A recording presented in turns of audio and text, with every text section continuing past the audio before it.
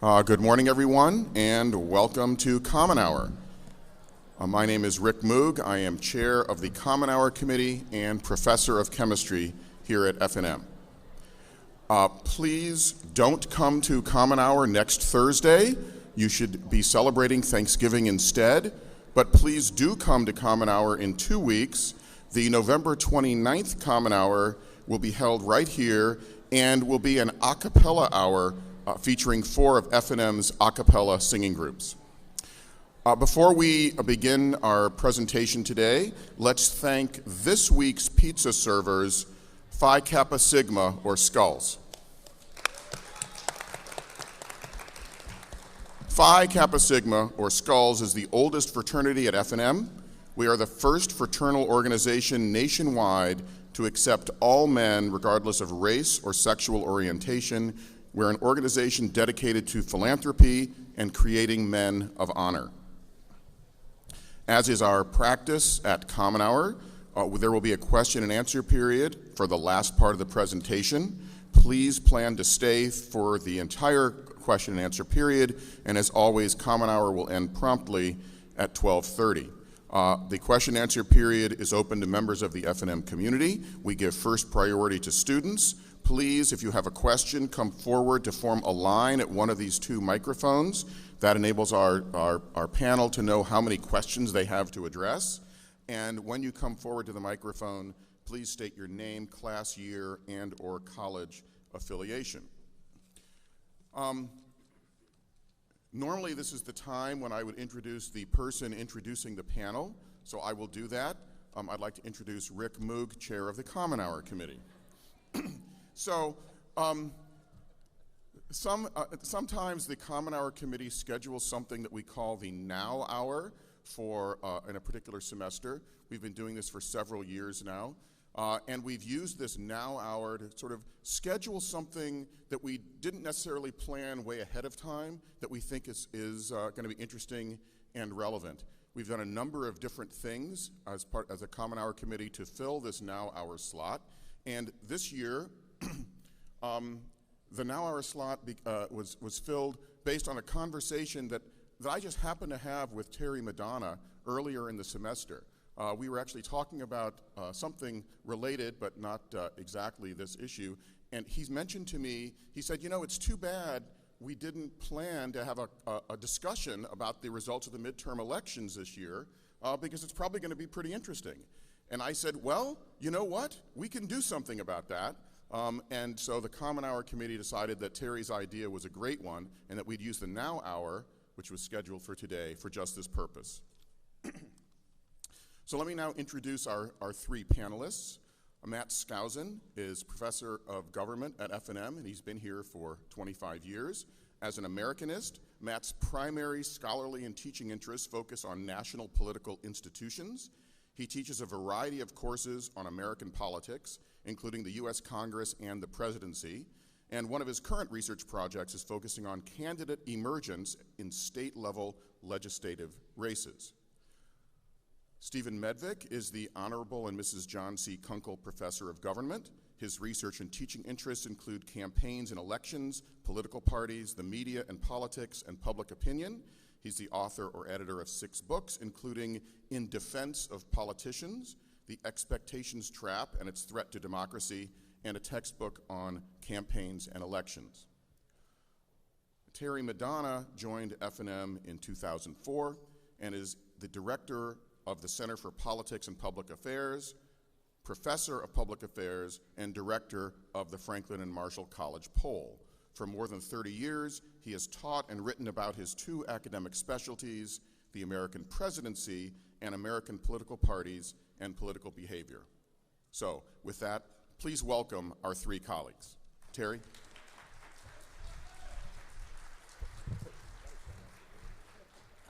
At any rate, thank you for coming out today. It wasn't exactly the best weather, but we'll try to change the mood with a discussion of the longest running midterm election in American political history. And by the way, if you haven't been following this very closely, the presidential election has been underway since January 21, 2017, but it began in earnest on November 7 of 2018, and we may have a chance to get into something like 40 or 50 Democratic candidates who could seek the presidency. Stephen's laughing. So here's what I'm going to do. I'm going to run over some of the results, at least those that we can definitively say are results, given the fact that there's still 8 congressional races in California and 1 Senate race to be decided, and a number of appeals going on in very close elections. So let's start out with something we all knew was going to occur, but we didn't think it would occur to the extent that it did. And here's the bottom line. About 115 million of us turned out to vote on November 6th. That's 48.9% of eligible voters. Now, this is likely to change, given whether they accept votes or don't accept votes and the recounts that are going on. I'll put it this way.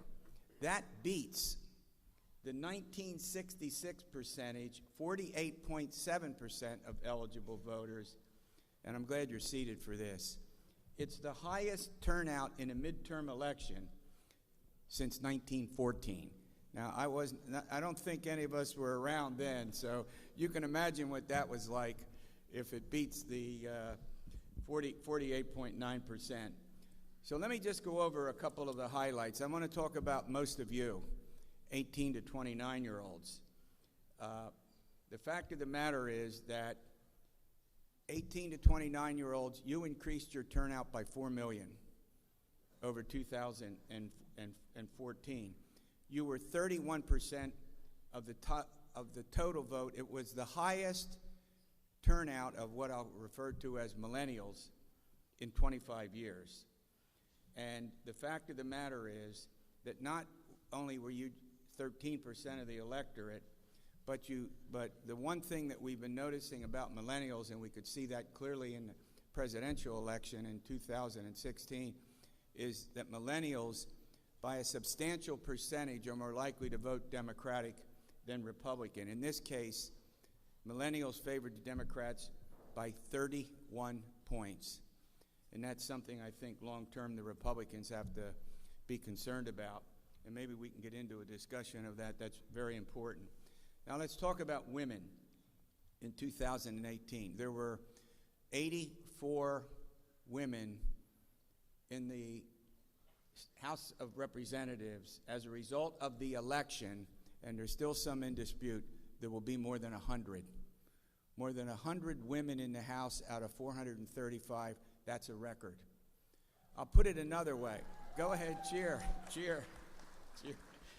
Let me put it another way. We had more women running for office seeking state legislative seats and congressional seats than any time in the history of our country. They raised more money in campaigns than at any time in the history of our country. The bottom line here is that, here's one of my favorites. In Nevada, 22 women were elected to the lower house in Nevada. As you sit here and I stand here, that's a majority in the chamber, but Nevada is the first state in the history of our country to have more women in their assembly than men than that's never happened in any state before in the history of our country. All right, now let me go to the House and the Senate. As we sit here, it looks like the Democrats are going to pick up 33 seats. What we don't know is what's going to happen in 8 seats in California and a number of other contests that have been challenged. They probably will end up somewhere in the neighborhood of 230, 231 seats. That is, the Democrats will control out of, the magic number is 218. So they greatly exceeded that. And the nature of who these Democrats are is something that we definitely want to talk about. And also, I'm going to ask Professor Schousen in particular, what's going on with the new Congress when it comes. That ought to be, he's going to tell us everything we need to know about that. One advantage that the Democrats had is that 36 Republicans chose not to seek re-election, and 7 resigned in the course of the year. We're in polite company. I'm not going to explain why some of them had to resign. I'll leave that for another time. The Republicans, I'll put it this way, had to defend 43 seats, more than 20 of them in districts that Hillary Clinton won during the course of the presidential election, so that was quite a difficult feat. But how about this? The last thing in the world a president of the United States wants is a midterm election. They wake up with migraines on election day. If you go back to 1890, the president's party has only won 3. If you go to first midterms just recently, let's go back just to Richard Nixon and move forward to President Obama and talk about first midterms, because that's what President Trump faced. First midterms, only 1. And that was George W. Bush in 2002 in the wake of the horrific 9/11 attacks. His party held on to the Congress. I think they picked up something like 6 or 7 seats. But here's one of the more interesting aspects about the midterm that I like to point out. If you go back and you take these first midterms, Ronald Reagan, 1982, lost 26 seats. Bill Clinton, 1994, lost 54 seats. The record in that modern times is a guy named Barack Obama, President Obama, his party lost 63 seats. So I tell my Democratic friends, every single one, Reagan, Clinton, Obama, won re-election handily. I'm going to let that sink in a minute, even though they had horrific midterms. So we may get into that a little bit. Can you make a prediction based on what happened in the midterm? Can you make a prediction about what's likely to happen in the presidential election? The short answer is no. All right, finally, let's talk a little bit about the Senate. Went into the election 51 R's, 49 D's. It now looks like, with one Senate election to be decided, one, and do I have to tell you what state that is? Because every other minute we get news about what's going on in Broward County in Florida. But the point is that it now looks like if Governor Scott wins that Senate race, the Republicans will go to 52 seats, the Democrats will go to 49. So that looks like the most that they could come up with, given what we now know about Senate elections. And essentially, and again, I don't want to get into great detail about that. We have a lot we want to talk about. The bottom line was there were 35 Senate seats up this year, 35. The Democrats had to defend 26. The Republicans only had to defend 9. And 10 of those were in states that Trump won, carried those states in 2016, and 5 of them he won by double digits. I like to say that if you go down to West Virginia and you take a look at Joe Manchin, who was seeking re-election, he was the only, in a state that Trump won by 42 points, he was the only Senate Democrat who voted for the confirmation of Brett Kavanaugh. And I like to say, well, why wouldn't he in a state that Trump won, you get it, by 42 points. So as we sit here today, there's a lot of very important questions, and I'm going to propose the first question to my good friend Stephen Medvic, Dr. Medvic. Bottom line here, why did what happened? Why did the Democrats have this huge sweep? Well, thanks, Terry. I think everybody can hear me on this? Okay. I think one really important thing to note about these midterms is that the results were largely what we expected them to be. There's a lot of noise during a campaign, and some of it matters, a lot of it doesn't. But you know, there was all kind of speculation during the campaign that the Democrats might not even, they would gain seats, they almost always do, as Terry said, but they might not get enough to take control of the House, or they might get as many as 40 or 45. And so the speculation was all over the place. What we know from past patterns of midterm elections, what we know from forecasting models in political science, is that a couple of things really matter. One is president's approval rating, which was historically low for President Trump. We can look at the generic ballot. What do people say they're going to do? Are they going to vote just generically for the Democrat or the Republican. All through the campaign, the Democrats had an advantage. Sometimes it was as low as 5 points. Sometimes it was high as 12, 13, 14 points. It was around 8 on average for most of the campaign. That's a pretty big lead for Democrats. And the Republicans had a slightly larger than average majority, which means they have more, what political scientists call seats exposed, right? More seats to defend, which makes it a burden for them. So if you throw all that stuff into the mix, the best forecasting model said the Democrats would pick up 33 seats. So we're just about that. I think Democrats will do slightly better than that, probably end up with 37, 38 seats when it's all said and done.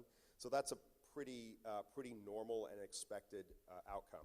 The Senate's a little different. The forecasting model said Democrats should pick up 4 seats in the Senate if this was a normal year. It wasn't a really normal year in the Senate because the map was just so bad for Democrats, as Terry also said. Right, they're defending 10 seats in Trump states. So the fact that they may only lose 2 is not so bad. One thing that's really unusual, I think, about this year has to do with the president's approval rating. It's just incredibly low given the state of the economy. So if you look at the correlation between the president's approval rating and the state of the economy, it's usually a pretty high correlation. This year, those things were decoupled. The economy was good, which should be helping Republicans, but the president's approval rating was dragging them down. When people say they can't believe President Trump gets away with what he gets away with, I always say I don't think he is getting away with much. I mean, an approval rating of 42% is abysmal, especially given the state of the economy. I mean, again, if you map this out, his approval rating should, by historic patterns, be around 60%. It's a really strong economy. So a really good night for Democrats, and I would say that it compares pretty favorably to 2010. As Terry said, the Republicans picked up 63 seats that year, so it seems like a much better year for them. But the margin, the national popular vote or the national House vote was just about the same. In fact, Democrats did a little better this year than Republicans did back then.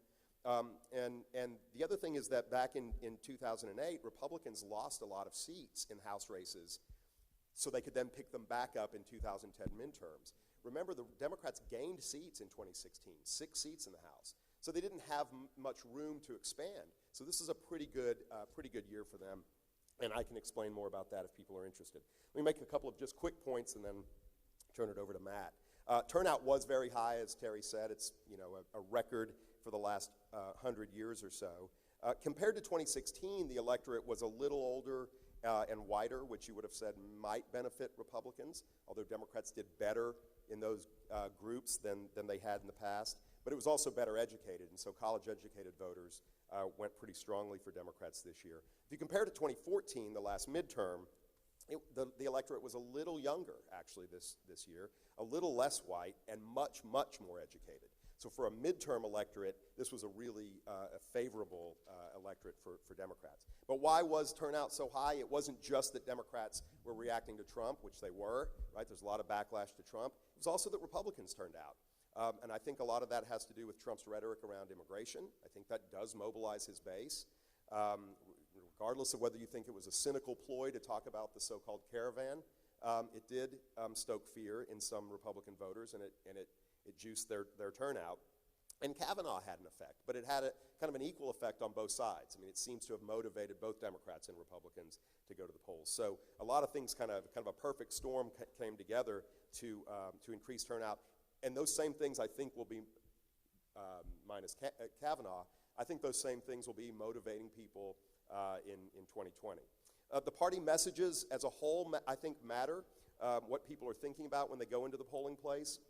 So for Democrats, it was health care, health care, health care. And that was wise. It was the most important issue to most voters. In one study of issues that were mentioned in campaign ads, Democrats mentioned health care 325,000 times. The next highest issue for Democrats were jobs at 88,000. And they hardly mentioned Trump at all. Republicans, on the other hand, had no clear message. I mean, if you look at ads, they pretty equally talked about taxes and Trump and immigration and even health care, which probably wasn't a wise strategic move because they're kind of playing on Democrats' turf there. So they didn't know what they wanted to talk about. And the mystery here is why they didn't talk about the economy, right? The economy being so strong, I'm not sure why they didn't talk about that more. A couple of other just quick things. Money matters in elections, and Democrats had a lot more of it, especially outside groups like super PACs. Outside Democratic groups spent more than twice what Republican groups did. That helped their candidates. Women made a huge difference, both as candidates, and Terry talked about the record number of candidates, but also as voters.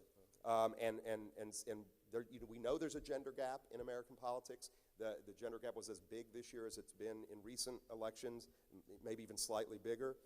White women, for example, split 49-49 for Democrats. Now, you might say that that doesn't sound that great, except they voted for Trump 52-43.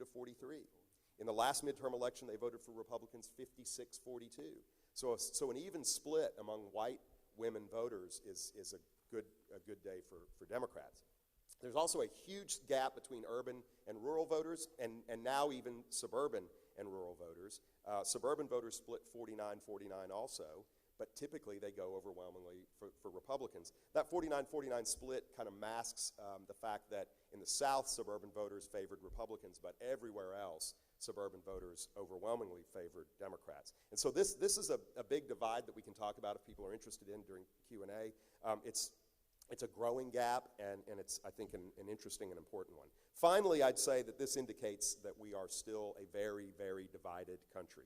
The last 4 midterm results have resulted in one of the two chambers flipping.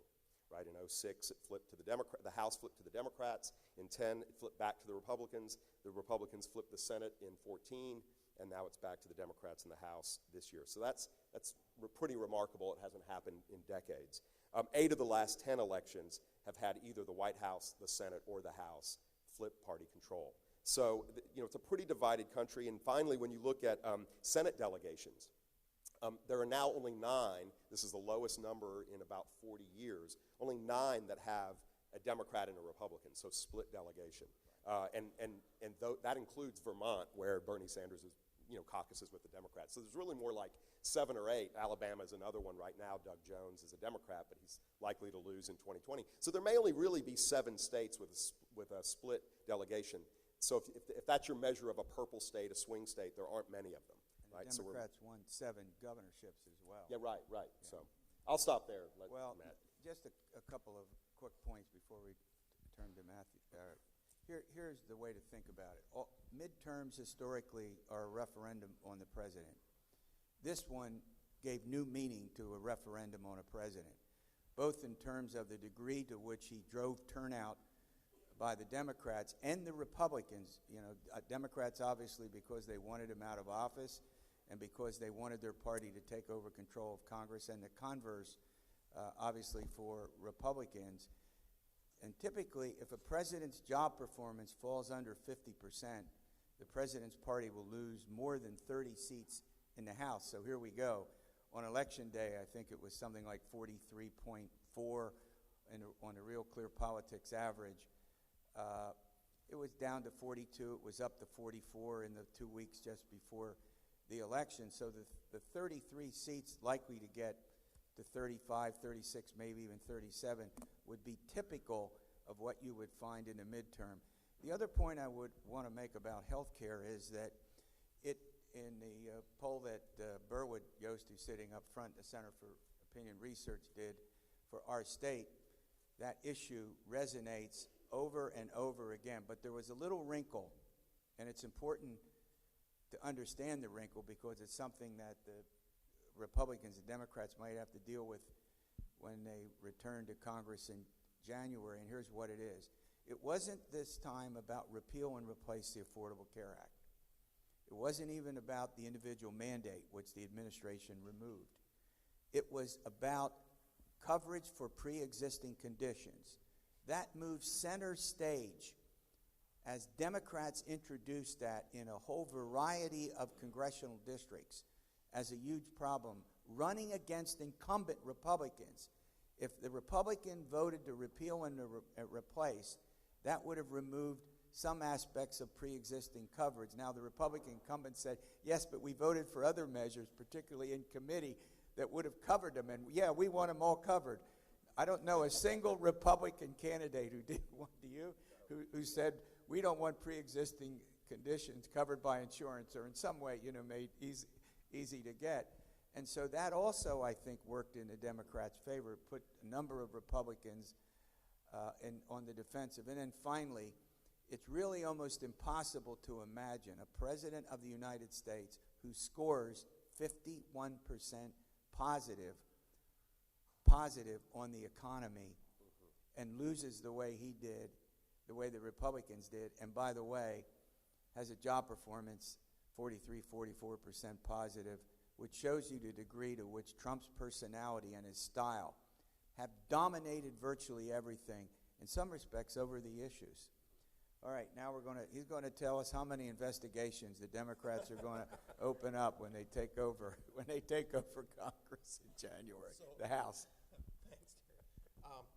I wish I could be more optimistic about what's going to happen over the next 2 years, but I see polarization, gridlock, investigation, heated rhetoric, and maybe a little bit of legislation getting passed. The midterm elections moved Congress in a more polarized environment as the ideological sorting of congressional districts and states continue. So what I mean by this is that we tend to get bipartisan outcomes when both parties have an incentive to work together. And that only happens when lawmakers in both parties find it's in their best interest to work together. And so what lawmakers find it in their best interest to work across the aisle? They tend to be lawmakers from districts that either their party wins the House and the other party wins the presidency. So if you're in a congressional House seat and you know that a majority of your constituents voted for the other party's president, you want to reach across that aisle. It makes sense to do that.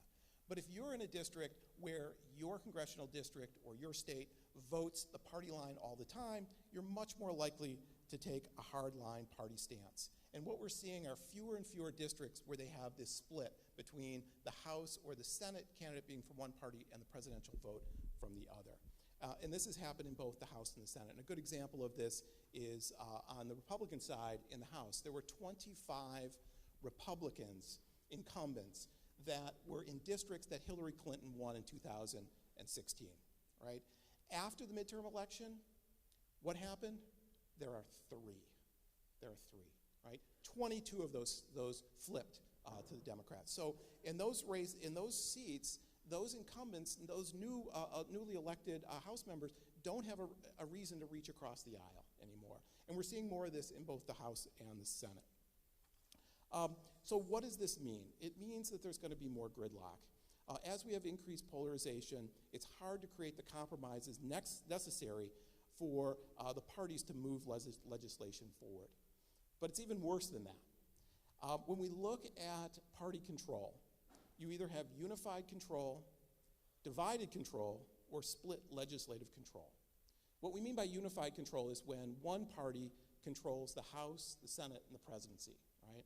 What we mean by divided control is one party controls the House and the Senate, and the other party controls the presidency. When we have split legislative control, you have one party controlling the House, the other controlling the Senate. Well, if we look at data from 1947 to 2016, what type of Congress is going to be the least effective, the most stalemate, the most gridlock? Well, it's split legislative party control. That's what we have, right? And finally, another reason for gridlock is we have a president that does not work well with others, right? He did not work well with Republican leadership over the last 2 years in Congress, and it seems unlikely he's going to work well with Democratic leadership in the House. This is going to be coupled with what are the Democrats going to do? Well, first of all, they're going to investigate. The Republicans in the House over the last 2 years have not taken their oversight responsibilities of the executive branch very seriously. They have not investigated, right? And so imagine you are a House member sitting on a committee that oversees a certain part of the executive, and you're saying, wait, I see problems here. I think we should investigate. And you keep bringing this up in committee, and every time your Republican counterparts say, no, we're not doing that. Well, what that does is it creates a backlog of things that you want to investigate. So over the last 2 years, there are all these things they want to investigate. And I just wrote down a list of the new incoming Democratic chairs, a list of all the things they want to investigate. Well, I think I could take up the next 30 minutes talking about it. I mean, it's everything from the Trump campaign's ties to Russia, the Trump's organization and money laundering with Russia, obstruction of justice. We have all the things related specifically to Trump. And then there's a whole set of other things they want to investigate relating to cabinet officials, right? Have they misused funds? Have they gone beyond their scope in terms of changing regulatory law? So there's a whole bunch of things like that. Then there's a whole nother set of things they want to investigate, which relate to policy, right? They want to look at the Muslim travel ban, the separation of migrant families. There's a whole list of them. In fact, let me just give you one example. The Democrats on the House Intelligence Committee just released a partial list of 70 individuals, organizations, and companies that they want to bring as witnesses in front of their committee. 70 already. They haven't even met for a moment yet, right?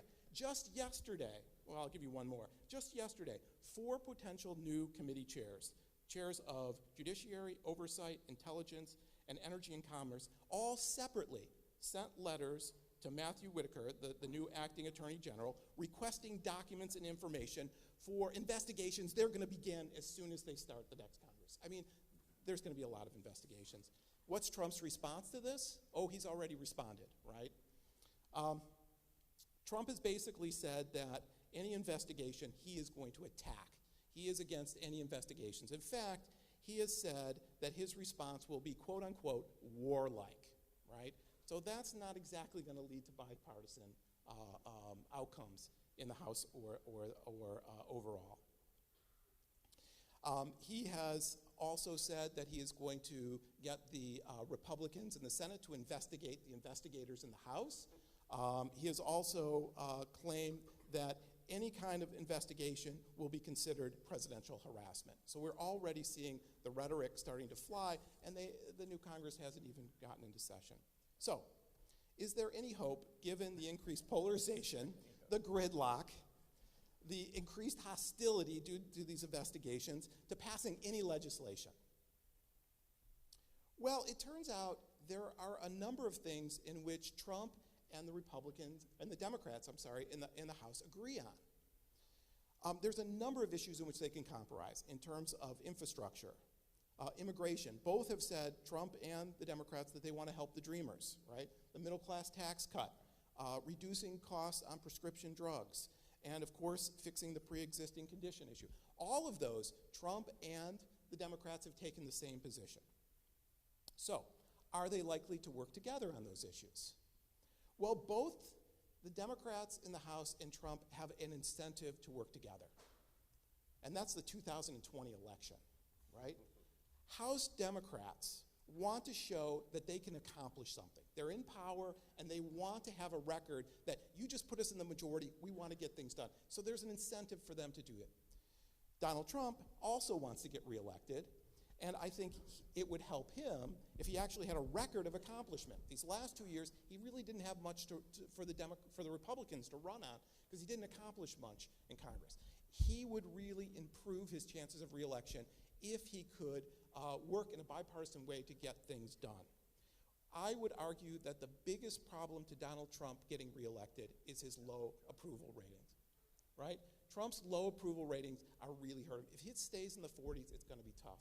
If he's able to reach across the aisle, pass legislation that the American public wants, his public approval ratings are likely to go up and help him get reelected. So, will House Democrats work with Trump? Well, we know from exit polling that 77% of all voters who voted for Democrats in House races say they want to impeach Trump. Whoa! So the Democrats, are they going to want to reach out to Trump? Trump, who's planning a warlike response to investigations, is he likely to reach out to House Democrats? Well, I'm going to answer this by quoting Shakespeare. Shakespeare said in The Tempest, "Misery acquaints a man with strange bedfellows." All right. That's no. Yeah, on that note, questions, line up. You know how to do it. Don't be bashful. We can keep talking, you know. That's what professors do. Right? Nice, right? Go ahead.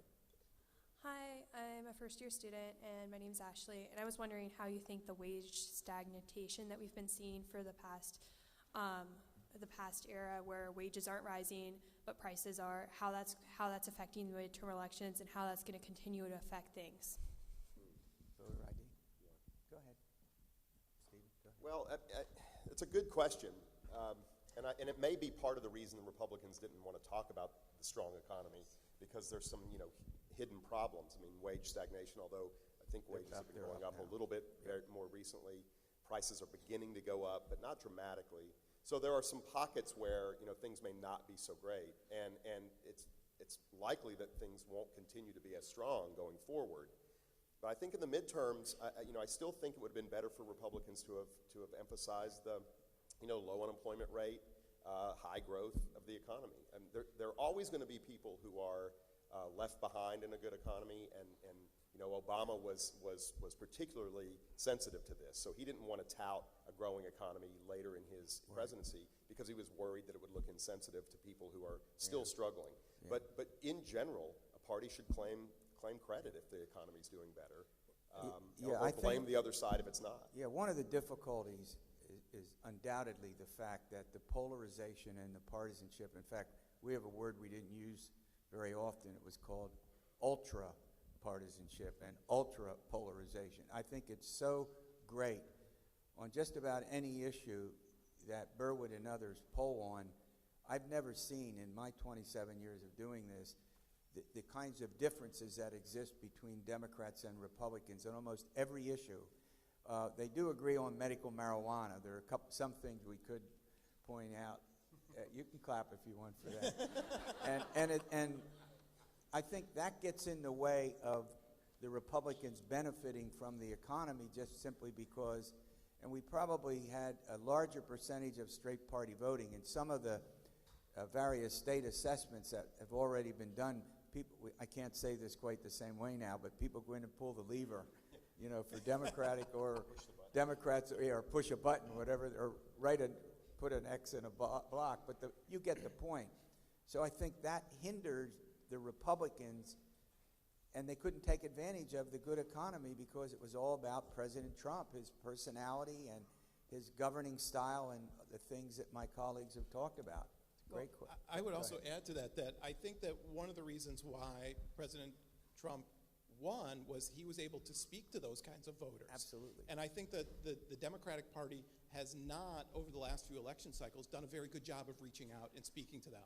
And so he was able, I think, to fill a void there that was left by the Democrats. The next question, you want to come up? Yep. While you're doing this, another way to think about this, and I think this is important, is simply this. The Democrats have become the party of urban America, virtually to the exclusion of Republicans. 20 years ago, the Democrats had a lot of working class voters in the old mining and mill towns where coal and iron and steel and lead and paint and all those aspects of the economy were the industrial economy for our country. Now it's the Republicans that have become the party of rural and small towns. And the battle is over the suburbs.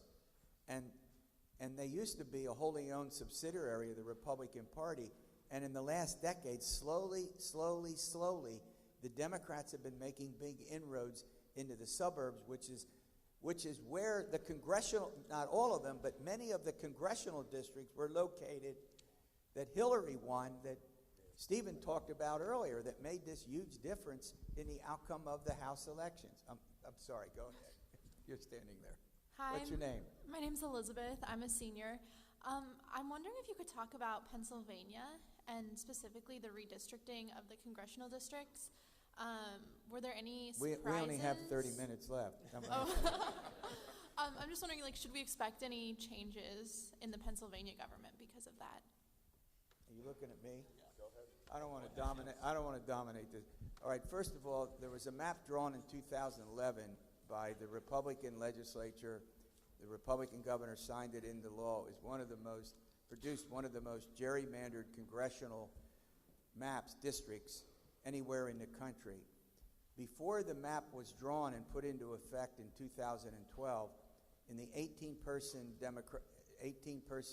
congressional delegation, the Republicans had 13 seats, the Democrats 5. In every subsequent election, 14 and 16, 13-5, 13-5. You got it?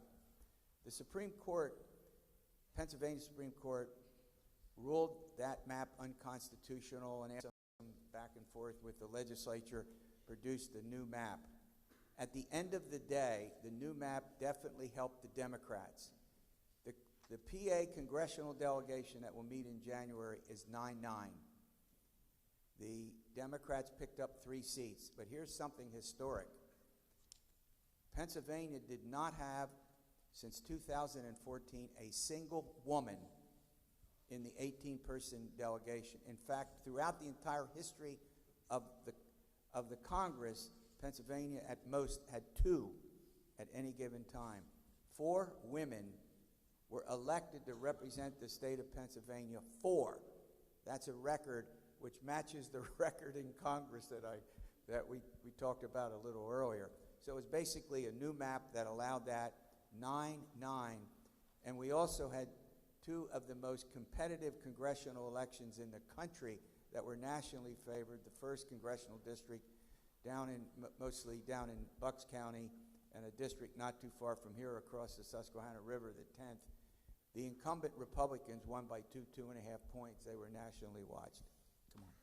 Yeah, could I just add a little bit to that? Absolutely. I think that congressional redistricting actually had a positive effect for Democrats in this election. There were four states in which the Supreme Court ruled districts that were, or states that were really gerrymandered towards the Republicans that had to be more neutral, and Pennsylvania was one of them. And I think that that's one of the reasons. If you want to try and figure out, why did the Democrats win, I think you have to add, I don't think it was the only reason, but you have to add redistricting as one of those factors. There's no doubt about it. Go ahead. Hi, my name is E. I'm a junior, a joint sociology and WGSS major, and my question is, a few weeks ago, the Trump administration put out the trans memo, and I have 2 questions from that. One is that just like empty words? Does Trump have the ability to actually do anything? And 2, do you think that the midterm elections will affect the reality of this? Go ahead. So I don't know much about the memo, so can you tell us about it? Yeah, a few weeks ago, there was a memo put out by the Trump administration that said that Trump plans to redefine the word sex, and it's now being referred to as the trans memo because it specifically is targeting trans folks and erasing the reality of trans folks, and also the language used in the memo didn't really have a basis in science, in socially acceptable definitions in any realm. Yeah, I guess I think the question is going to be, in what way is that binding over any sort of federal policy, right? I mean, it shouldn't affect anything at the state level, so whatever state policy is will stay the same. But the question is just, is this a binding document for any kind of policy at the federal level? And I'm not sure. I don't think it is. I mean, I think it's clearly controversial and probably going to end up in court. But at this point, I think, I don't think it changes anything except in the sense that the rhetoric is divisive and that's maybe par for the course in this administration. And also, I think that the Trump administration has done this a number of times where they've made these statements without actually following policy. A lot of times, they're acts of how, if you're going to change the way in which we interpret something, there is a procedure that you have to go through. And Democrats have been screaming bloody murder. They haven't doing this. So, for example, you have to show what is the evidence of this. You have to have a period of time where you allow public comment. You have to respond to that public comment. And in many of these instances, the Trump administration has just ignored all that and just tried to do it on their own. And so from that extent, Congress wants to oversee that, as well as the courts may very well get involved when they're violating basic policy of how we make changes to procedures. Yeah, I think long term you have to think about another aspect of sort of cultural positions in general. There are 80 million millennials. 2 years ago, you all, I'm talking about you all who are millennials, you became the largest age cohort in the nation. In 10 or 15 years, you're going to run the country. You're going to run the country politically. You're going to run the country's economy. And millennials are culturally very liberal on almost any subject that we would talk about, with one exception, abortion. But on transgender issues and gay marriage, I think that's all in the next 10 or 15 years.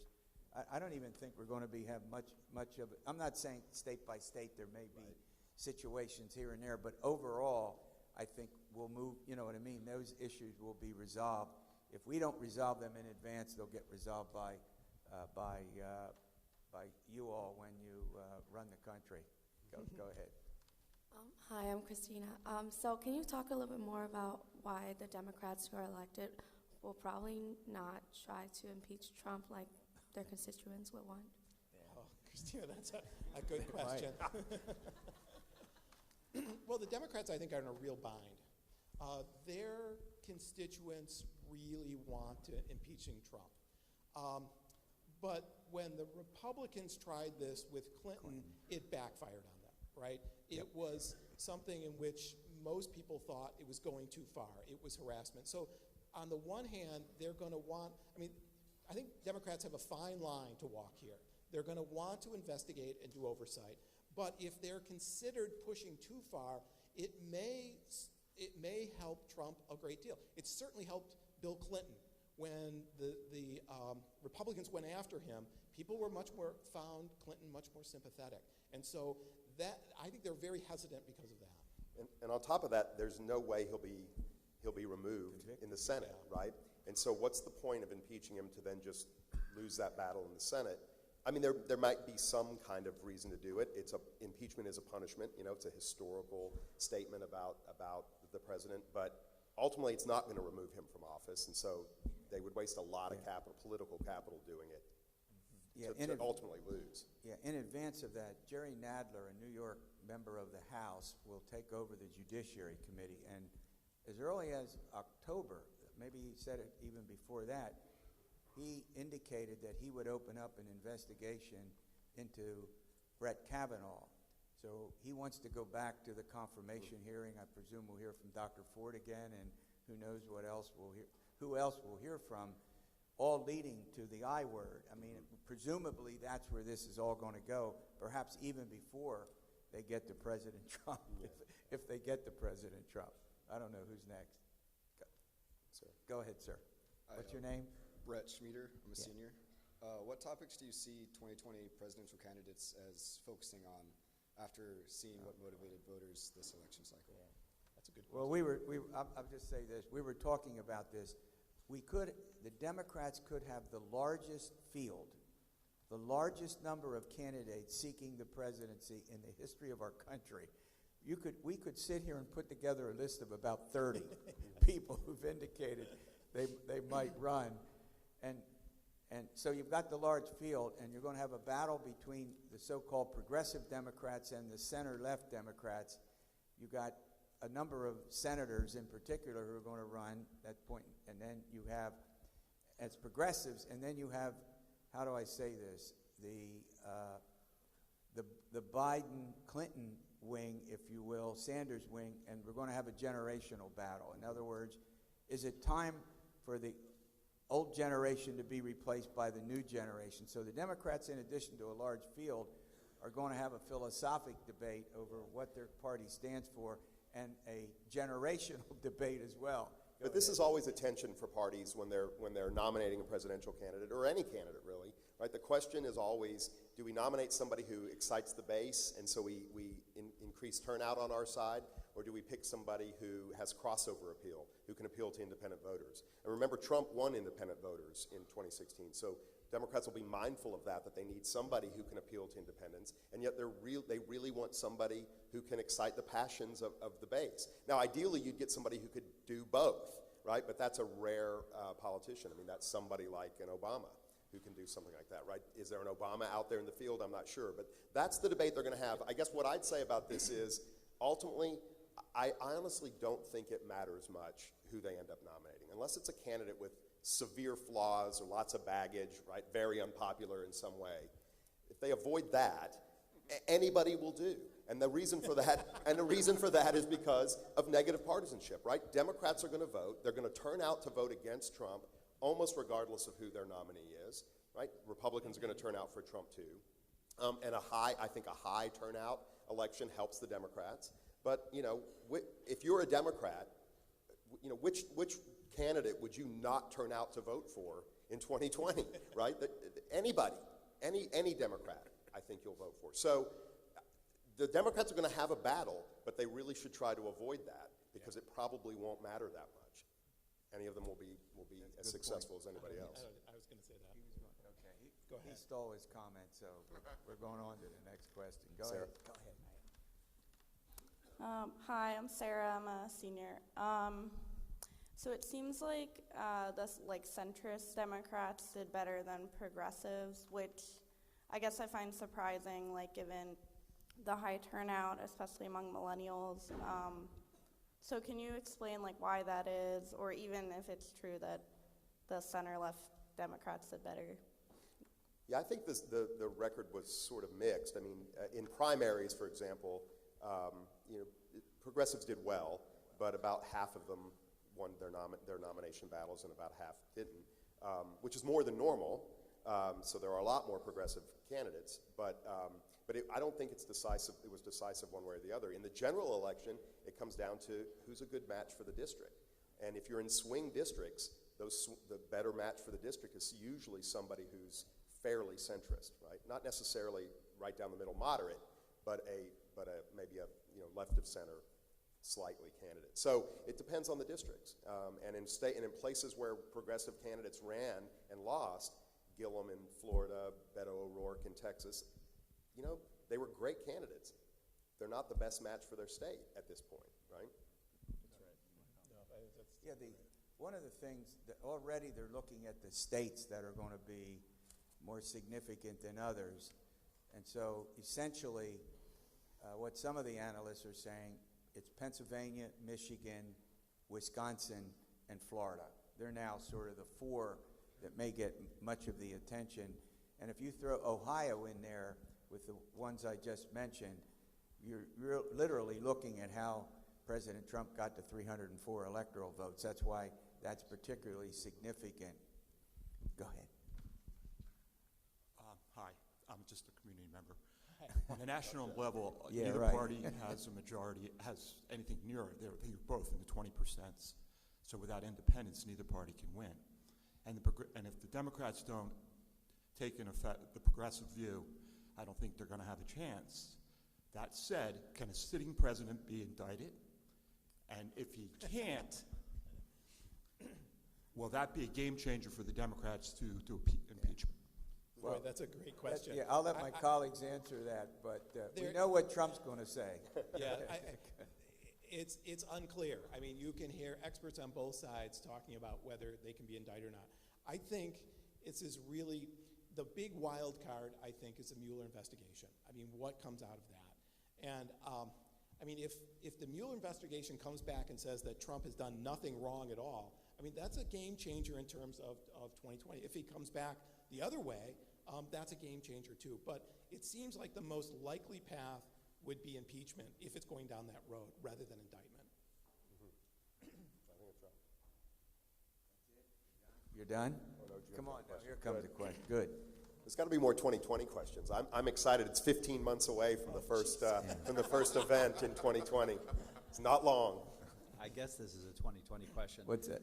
Particularly in response to what you said a minute ago about the Democrats will vote for any Democrat that shows up, and you seem to have very little doubt about that. But I thought after Bush v. Gore that they would have learned that lesson already by 2016, but clearly they didn't.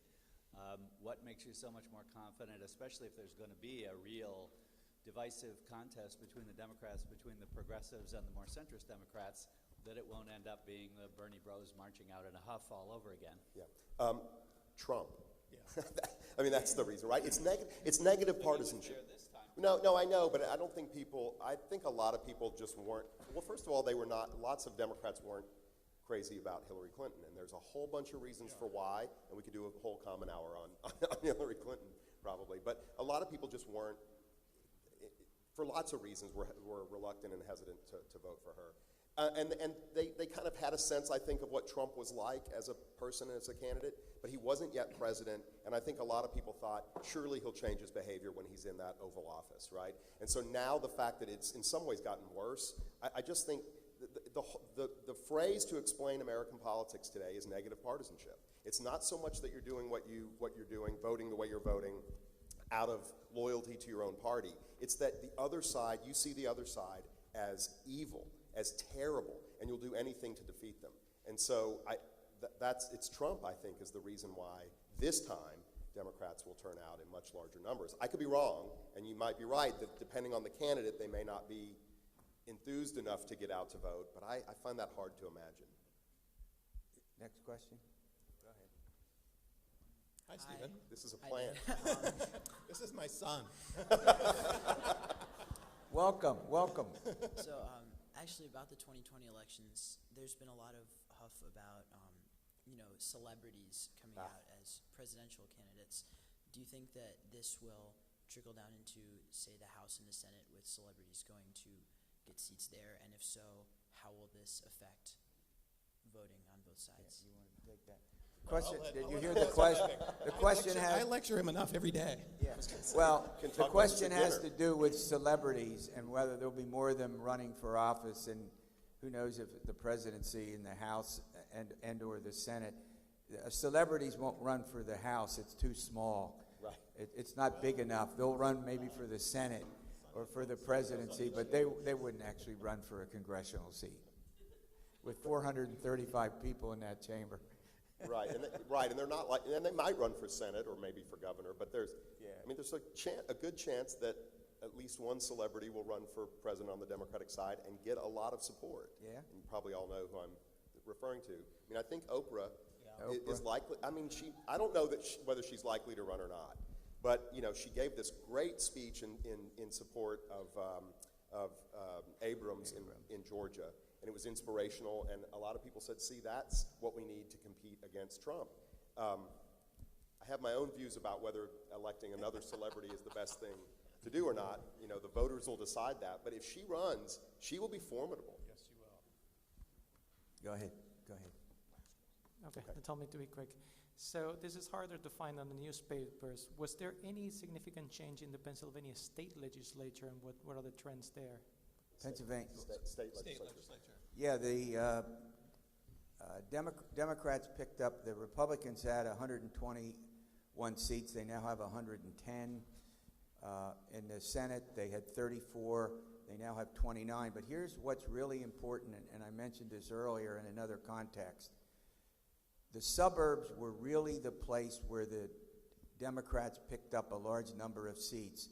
In the Pennsylvania State Senate, of the 5 seats that the Democrats won, 4 of them were in the Philadelphia suburbs, and they were the moderate Republicans. So to go back to a point that Stephen was making several times, now the Pennsylvania legislature, because moderates in the Republican side are gone, now the caucuses in both the House and the Senate are more, how do I put it, more committed to the conservative cause. I'm using conservative and liberal in a neutral way, just descriptive. It's more ideologically conservative than it was before, because now they don't have to placate the moderates.